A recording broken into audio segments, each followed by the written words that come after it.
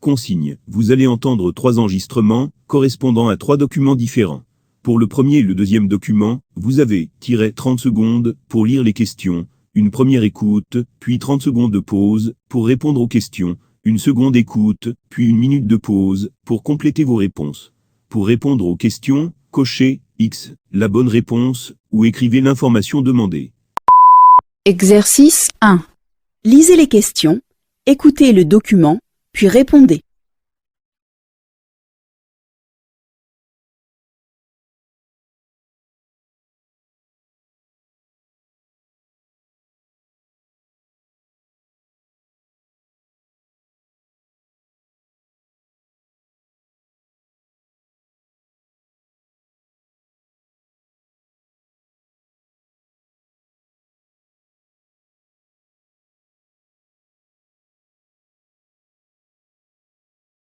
Première écoute. Salut Lucie! Alors, raconte. Comment s'est passé ton séjour? C'était super! Je suis restée 4 semaines à Boston dans une famille. Il y avait 2 enfants, de 14 et 11 ans. Je suis devenue très copine avec la fille de 14 ans. Elle s'appelle Joy. On parlait de tout, on s'entendait super bien. Vous parliez anglais? Tu comprenais tout? Oh, tu sais, au début ce n'était pas facile. Les 2 premiers jours, je ne comprenais rien du tout. Mais la famille était tellement sympa, on rigolait beaucoup. Et puis après quelques jours, tout était plus facile. Et tu as bien mangé là-bas? La cuisine est bonne? Délicieuse. En plus, comme il faisait très beau, on mangeait toujours dans le jardin, avec des amis ou des voisins.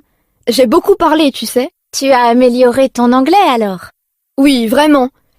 Et aussi grâce à la télévision, parce qu'on regardait tous les soirs 2 ou 3 épisodes de mes séries préférées.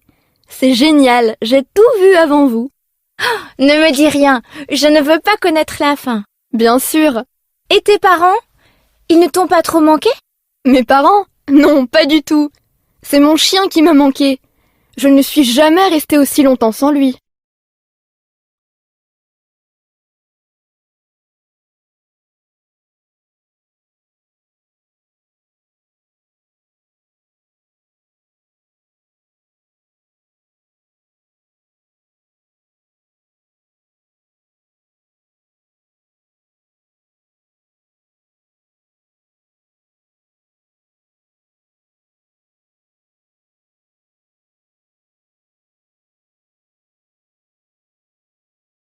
Seconde écoute. Salut Lucie! Alors, raconte. Comment s'est passé ton séjour? C'était super! Je suis restée 4 semaines à Boston dans une famille. Il y avait 2 enfants, de 14 et 11 ans. Je suis devenue très copine avec la fille de 14 ans. Elle s'appelle Joy. On parlait de tout, on s'entendait super bien. Vous parliez anglais? Tu comprenais tout? Oh, tu sais, au début ce n'était pas facile. Les 2 premiers jours, je ne comprenais rien du tout. Mais la famille était tellement sympa, on rigolait beaucoup. Et puis après quelques jours, tout était plus facile. Et tu as bien mangé là-bas? La cuisine est bonne? Délicieuse. En plus, comme il faisait très beau, on mangeait toujours dans le jardin, avec des amis ou des voisins. J'ai beaucoup parlé, tu sais. Tu as amélioré ton anglais alors? Oui, vraiment. Et aussi grâce à la télévision, parce qu'on regardait tous les soirs 2 ou 3 épisodes de mes séries préférées. C'est génial, j'ai tout vu avant vous. Ne me dis rien, je ne veux pas connaître la fin. Bien sûr. Et tes parents? Ils ne t'ont pas trop manqué? Mes parents? Non, pas du tout. C'est mon chien qui m'a manqué. Je ne suis jamais restée aussi longtemps sans lui.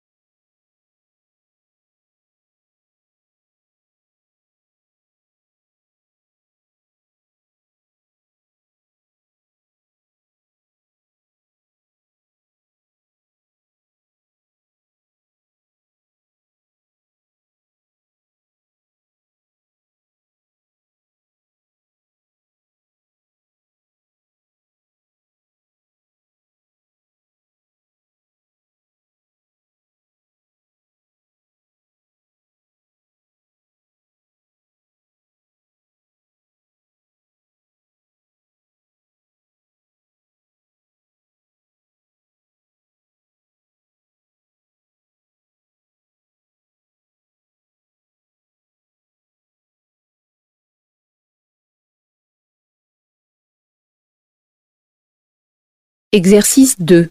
Lisez les questions, écoutez le document, puis répondez.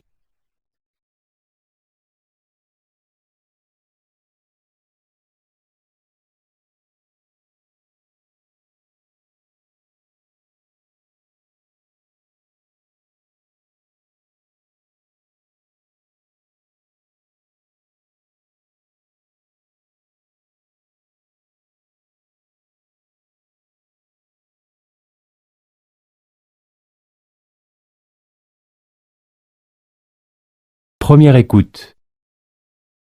Voyager, c'est bien, mais voyager responsable, c'est encore mieux. Mais au fait, qu'est-ce que c'est le tourisme responsable? Eh bien, le tourisme responsable ou solidaire, c'est tout simplement voyager tout en cherchant à préserver l'équilibre environnemental, culturel et économique du lieu qu'on a choisi de visiter. C'est une activité en plein développement, car aujourd'hui, on ne veut plus seulement profiter du pays ou du village qui nous accueille, mais on souhaite de plus en plus participer réellement à la vie de celui-ci. C'est une manière de découvrir un endroit en évitant les lieux touristiques et en respectant le milieu naturel. Alors comment ça marche? C'est très simple. On choisit la date, le lieu et le projet qui nous intéresse, on paye et on part. De nombreuses agences se sont spécialisées dans ce domaine et il suffit aujourd'hui de réserver son séjour comme des vacances ordinaires. Vous pourrez par exemple visiter le Costa Rica en participant au projet Sauvons les tortues, ou partir construire une école à Madagascar, ou même rester près de chez vous et rénover la mairie d'un petit village. L'objectif de ce type de voyage est d'être actif et non pas un touriste passif qui visite sans vraiment découvrir la vie et les habitudes locales. Trop souvent, le tourisme est une cause de dégradation de l'environnement ou de désorganisation d'une société traditionnelle, alors que le voyageur doit être à l'écoute, tolérant et s'adapter à la vie locale. Bien sûr, il ne s'agit pas de travailler, mais bien de participer, et les séjours sont aussi organisés de manière à se faire plaisir. Par exemple, le matin on plante des arbres pour repeupler une forêt, et l'après-midi chacun reste libre de visiter ce qu'il souhaite, ou de se reposer sur une plage. Ce tourisme, appelé responsable, durable ou écotourisme, permet donc de valoriser et de protéger les ressources naturelles tout en contribuant à la vie économique et culturelle.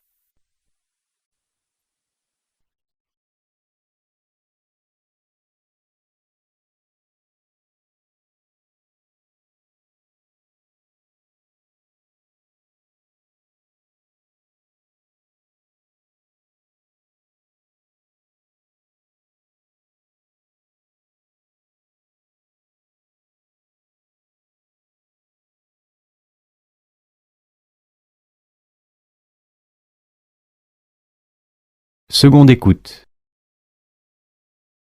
Voyager, c'est bien, mais voyager responsable, c'est encore mieux. Mais au fait, qu'est-ce que c'est le tourisme responsable? Eh bien, le tourisme responsable ou solidaire, c'est tout simplement voyager tout en cherchant à préserver l'équilibre environnemental, culturel et économique du lieu qu'on a choisi de visiter. C'est une activité en plein développement, car aujourd'hui, on ne veut plus seulement profiter du pays ou du village qui nous accueille, mais on souhaite de plus en plus participer réellement à la vie de celui-ci. C'est une manière de découvrir un endroit en évitant les lieux touristiques et en respectant le milieu naturel. Alors comment ça marche? C'est très simple. On choisit la date, le lieu et le projet qui nous intéresse, on paye et on part. De nombreuses agences se sont spécialisées dans ce domaine et il suffit aujourd'hui de réserver son séjour comme des vacances ordinaires. Vous pourrez par exemple visiter le Costa Rica en participant au projet Sauvons les tortues, ou partir construire une école à Madagascar, ou même rester près de chez vous et rénover la mairie d'un petit village. L'objectif de ce type de voyage est d'être actif et non pas un touriste passif qui visite sans vraiment découvrir la vie et les habitudes locales. Trop souvent, le tourisme est une cause de dégradation de l'environnement ou de désorganisation d'une société traditionnelle, alors que le voyageur doit être à l'écoute, tolérant et s'adapter à la vie locale. Bien sûr, il ne s'agit pas de travailler, mais bien de participer, et les séjours sont aussi organisés de manière à se faire plaisir.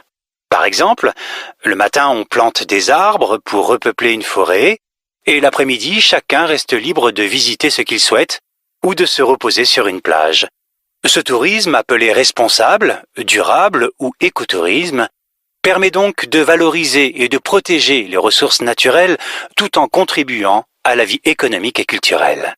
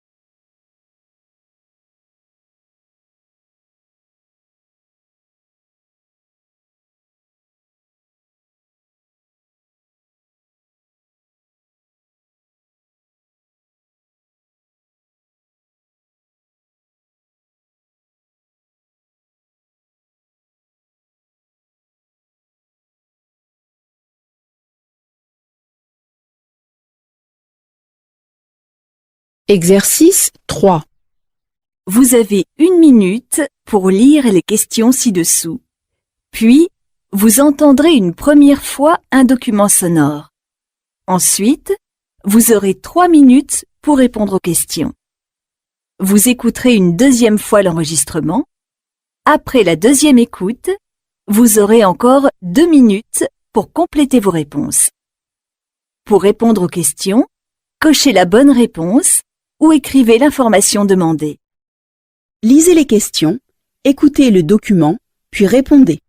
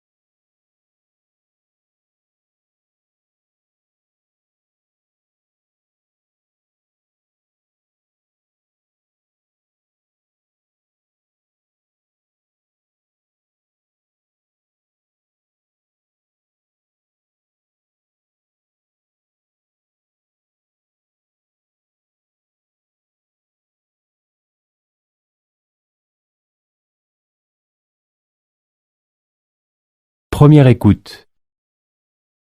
Bonjour à tous. Nous allons aujourd'hui parler d'école, mais dans un contexte un peu particulier avec Sophie Rousseau, qui est directrice de l'école de l'hôpital Ambroise Paré à Lyon, l'un des plus grands hôpitaux pour enfants et ados de France. Bonjour Sophie, et merci d'être avec nous. Alors dites-moi, on va à l'école même quand on est malade ? Bonjour. Oui, bien sûr. Qu'ils passent quelques jours ou plusieurs mois à l'hôpital, les enfants doivent continuer à suivre des cours. Alors, s'ils ne peuvent pas se déplacer, c'est l'école qui vient dans leur chambre. C'est important de garder ce lien avec les cours ?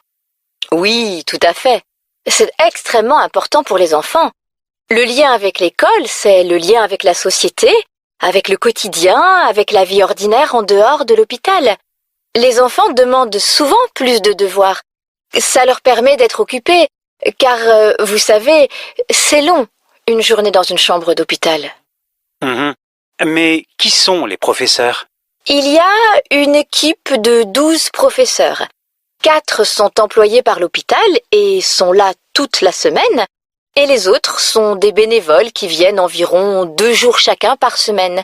Ce sont des professeurs de l'éducation nationale qui ont moins d'heures de travail en échange de leur temps passé à l'hôpital. Et comment vous organisez les cours avec ces enfants qui ne sont pas en pleine forme ? Oh, vous savez, certains ne sont jamais fatigués même avec leurs traitements médicaux. Nous avons une classe et un emploi du temps régulier pour travailler les matières principales comme les maths ou le français. Mais l'équipe médicale peut changer ses horaires pour un traitement ou un soin important.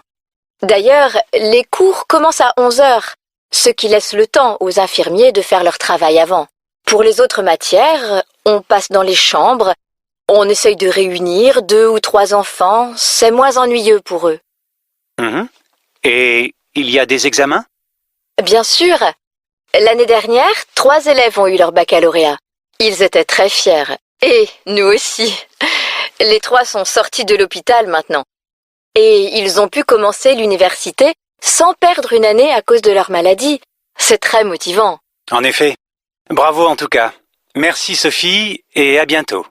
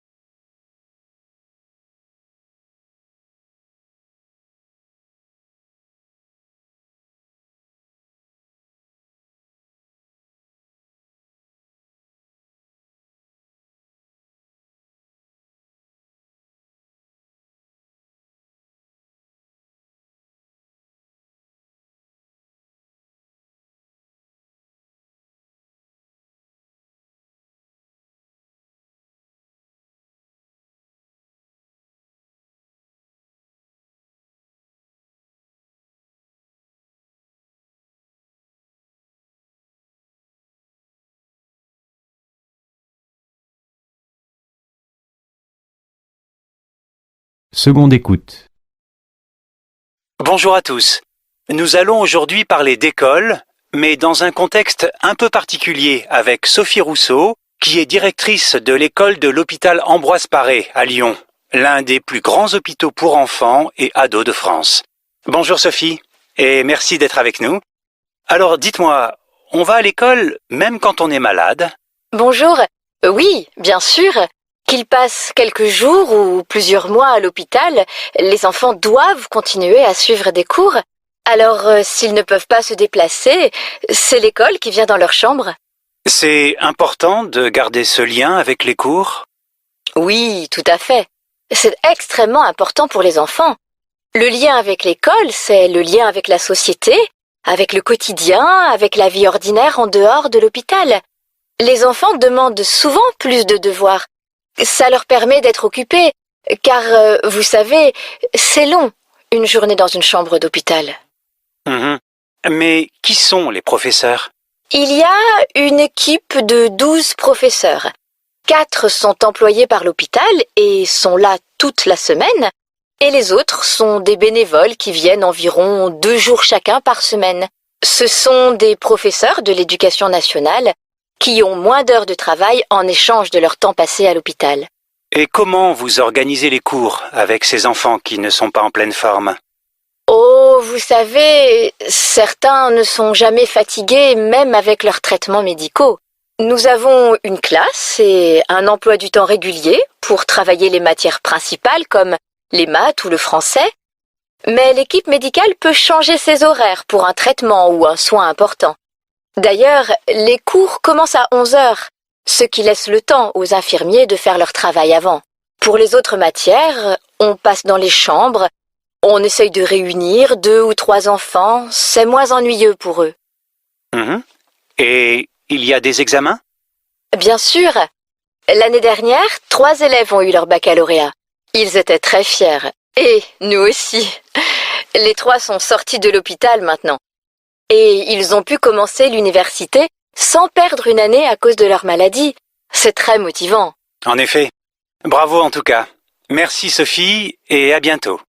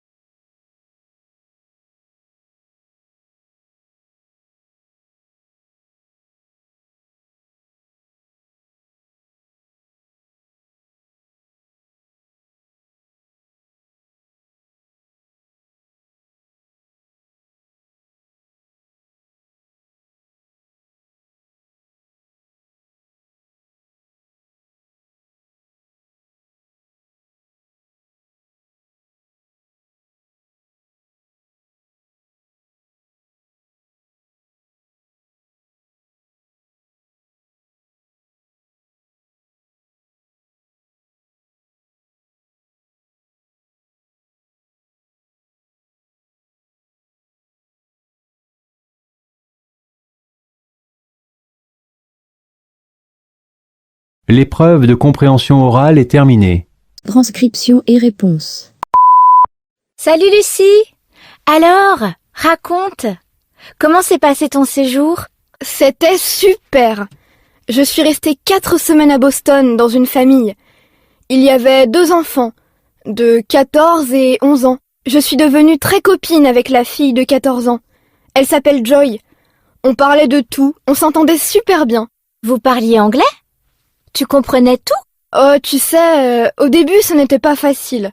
Les 2 premiers jours, je ne comprenais rien du tout. Mais la famille était tellement sympa, on rigolait beaucoup. Et puis après quelques jours, tout était plus facile. Et tu as bien mangé là-bas? La cuisine est bonne? Délicieuse. En plus, comme il faisait très beau, on mangeait toujours dans le jardin, avec des amis ou des voisins. J'ai beaucoup parlé, tu sais. Tu as amélioré ton anglais alors? Oui, vraiment. Et aussi grâce à la télévision. Parce qu'on regardait tous les soirs 2 ou 3 épisodes de mes séries préférées. C'est génial, j'ai tout vu avant vous. Oh, ne me dis rien, je ne veux pas connaître la fin. Bien sûr. Et tes parents? Ils ne t'ont pas trop manqué? Mes parents? Non, pas du tout. C'est mon chien qui m'a manqué. Je ne suis jamais restée aussi longtemps sans lui. Voyager, c'est bien. Mais voyager responsable, c'est encore mieux.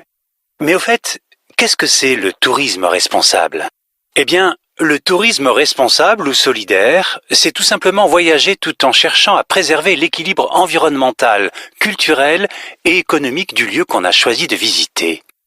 C'est une activité en plein développement, car aujourd'hui, on ne veut plus seulement profiter du pays ou du village qui nous accueille, mais on souhaite de plus en plus participer réellement à la vie de celui-ci. C'est une manière de découvrir un endroit en évitant les lieux touristiques et en respectant le milieu naturel. Alors comment ça marche?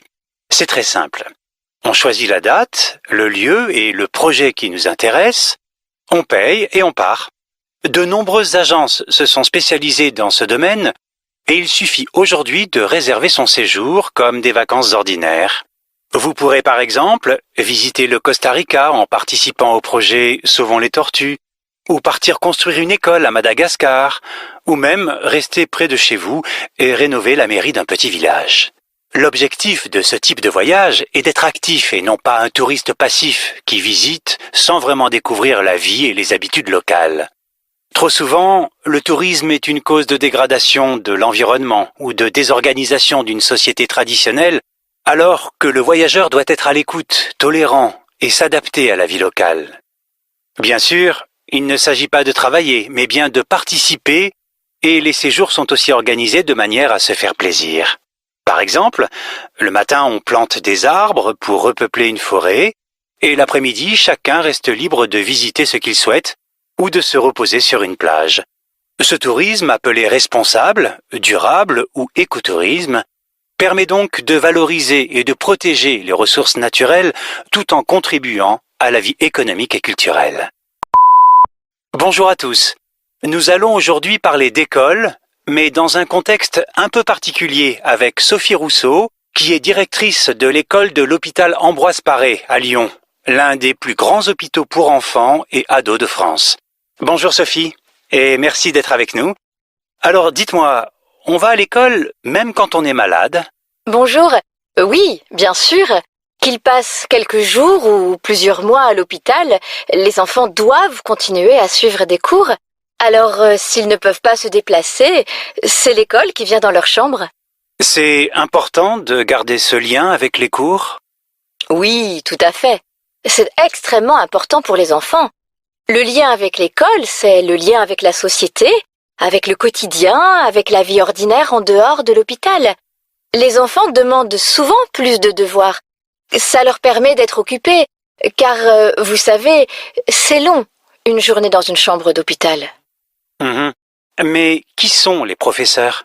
Il y a une équipe de 12 professeurs. 4 sont employés par l'hôpital et sont là toute la semaine, et les autres sont des bénévoles qui viennent environ 2 jours chacun par semaine. Ce sont des professeurs de l'éducation nationale qui ont moins d'heures de travail en échange de leur temps passé à l'hôpital. Et comment vous organisez les cours avec ces enfants qui ne sont pas en pleine forme? Oh, vous savez, certains ne sont jamais fatigués même avec leurs traitements médicaux. Nous avons une classe et un emploi du temps régulier pour travailler les matières principales comme les maths ou le français, mais l'équipe médicale peut changer ses horaires pour un traitement ou un soin important. D'ailleurs, les cours commencent à 11 heures, ce qui laisse le temps aux infirmiers de faire leur travail avant. Pour les autres matières, on passe dans les chambres, on essaye de réunir 2 ou 3 enfants, c'est moins ennuyeux pour eux. Et il y a des examens? Bien sûr. L'année dernière, 3 élèves ont eu leur baccalauréat. Ils étaient très fiers. Et nous aussi. Les 3 sont sortis de l'hôpital maintenant. Et ils ont pu commencer l'université sans perdre une année à cause de leur maladie.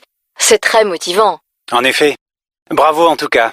Merci Sophie et à bientôt.